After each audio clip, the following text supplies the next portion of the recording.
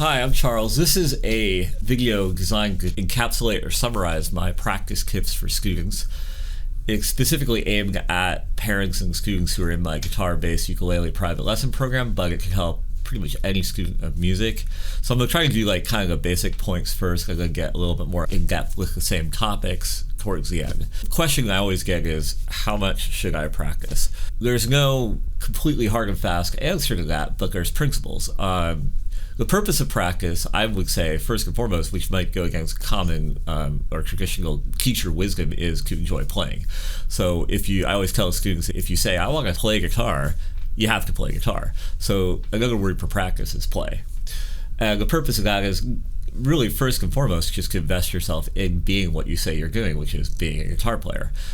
So practice kind of sounds like something maybe it's more like homework, but playing the guitar sounds like fun. So the first thing you want to do is actually play your instrument.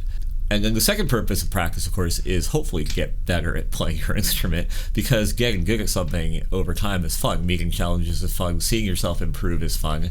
You know, there's no real fast path to getting good at something, but if you invest in it, you will see yourself improve, and that is also an aspect of enjoyment. And, you know, of course, proficiency is important too if you're trying to play in a band or playing an orchestra at school, or make a career of music, or whatever it might be.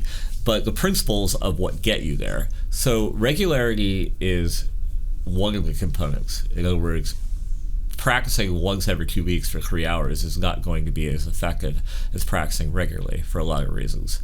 Focus is the other big one. There's a phrase that practice makes perfect, which usually gets amended by teachers into perfect practice makes perfect, which is closer to the truth.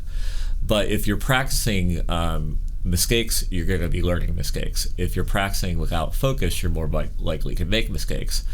If you're practicing so long that you lose your focus, it's probably time to stop.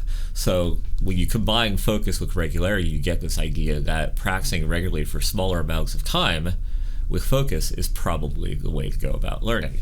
This would be different for different people. In an ideal world, we would all pick up our instrument and play every day, but for some people it might be every other day or every third day. But by the time you get less regular than that, you're not really satisfying the condition of regularity. So I think it's something where you should shoot for playing every day, because in the reality of life you may not hit that, but if you shoot for every day, you're going to end up with something that's functional. And you should set aside a time that you can maintain your focus for younger students or newer players. That might be a shorter amount of time. But as you develop your skills and you get more into it, that time should increase if possible. So you might start with 10 or 15 minutes a day, and it might evolve to 30 to 40 minutes a day as your goal over time. So those are kind of like the general principles, but we're going to talk a little bit about this cool article I have in here that says, how many hours a day should you practice, ? And I'm also going to give you more specific tips of how I practice. Part of the thing about focus, and this is like my third principle, is variety. So if you do the same thing over and over and over and over again, your focus is going to drift quicker, and you're going to start playing mistakes and reinforcing mistakes. So variety is a really big one to make it more fun to achieve the first two principles of regularity and focus. A little story about that. When I decided to be a professional musician, and I just graduated from a liberal arts college with a degree in sociology, and I enrolled in a one-year music school called GIT in Hollywood, I initially started that year by making this complete list of all the things that I need to practice for all my classes. And it was long, and then I did days of the week across the other way. And so that grid was 200 slots every week, because I had 30 things 7 days a week. I found out real quick that no matter how excited you are about music and how much time you have, that's pretty tedious. So one way to edit that grid is to black out certain portions of it. So instead of trying to do everything every day, you say, okay, this particular topic I'm going to do only once a week, but I'll do these other topics 3 times a week. So I'm going to draw that out here on my tablet so I can share it with you. So I'm numbering topics down the vertical axis on the left, and then I'm putting days of the week on the other way. So this would be a way of editing that topic grid Excel-looking thing to make it more realistic. But we're going to do one after that too that I think is even better. So just blacking out portions of this in kind of whatever way I think makes conceptual sense for that particular topic or area of study, then instead of having 200 things, my grid would have a lot less, but I'd still be hitting all of the topics every week. But there's something that I think is better than that, which is what I call the practice pie. This is one of the big things that after I make a recommendation of practicing regularly, X amount per day, this really becomes like a guiding thing. So this is the practice pie. It's also a clock, so you can think of it as like a clock with your hand moving around clockwise. Or you can think of it as a pie. As a clock, it represents the total amount of time you spend each day practicing. As a pie, it represents the variety of what you're going to practice.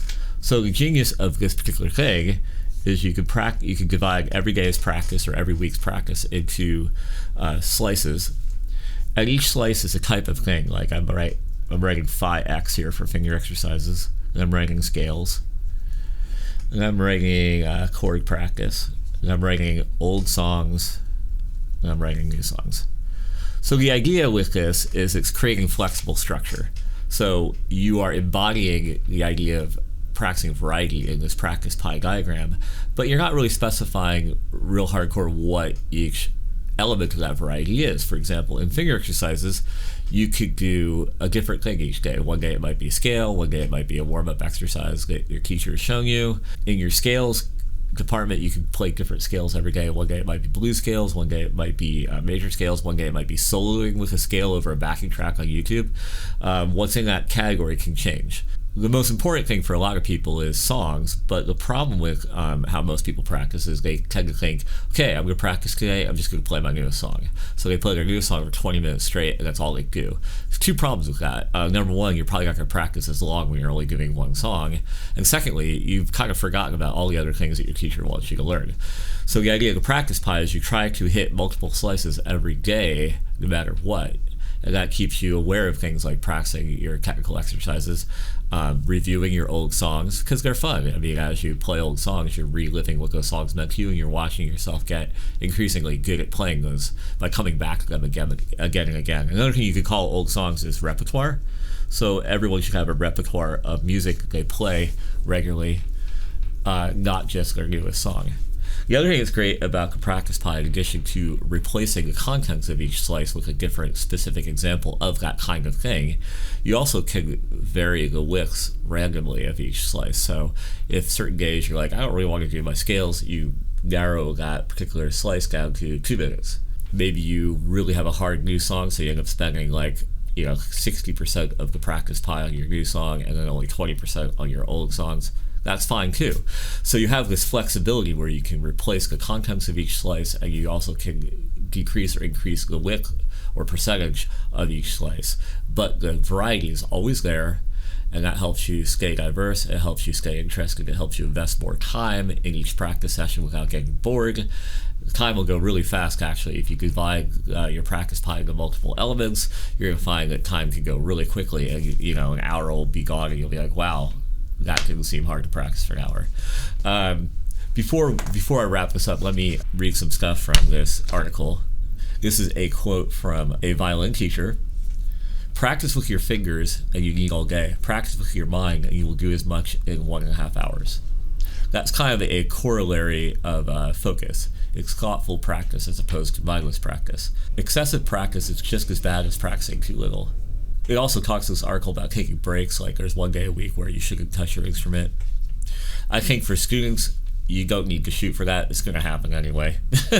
But those breaks are actually helpful for your brain, so don't feel bad about sometimes missing the mark on practicing 7 days a week, because the breaks are actually good for you to integrate, assimilate information. But I don't think you need to plan for them. They're going to happen. Life's going to make them happen anyway. I think there's a really interesting point at the end of this article. We should talk about practicing the wrong way actually reduces your confidence. So in other words, if the way you practice is kind of mindless or sloppy and you have to play something 20 times to get it right once, that might feel like you are really practicing hard because the piece is so hard that you're screwing it up most of the time. But it actually reduces your confidence as far as being able to replicate that passage or that lick or whatever in your band or on stage. Repetition is for reinforcing the correct habits until they are stronger than the bad habits. We tend to practice unconsciously, and then we end up trying to perform consciously. Not a great formula for success. So the idea is that real on-stage confidence comes from being able to nail it, whatever you're playing, 10 out of 10 tries, knowing that this isn't a coincidence that you can do it correctly on demand, but because you know precisely why you nail it or miss it. You know exactly what you need to do from a technique standpoint in order to play it perfectly every time. So that would be the goal of focused or conscious practicing, is getting to that level of ability with what you're trying to play. So I hope this video about practice time and practice habits was helpful. It's always here as a resource to remind you what to do if I'm not able to say it to you in person. Come back, watch this video, and I'll nag you through the medium of YouTube. So and keep in mind that, again, we are musicians. We play our instruments. Play is a fun thing, and every time you say practice, you can substitute that word with play, and it'll maybe be a more positive way of thinking about it. So thanks for checking out this video.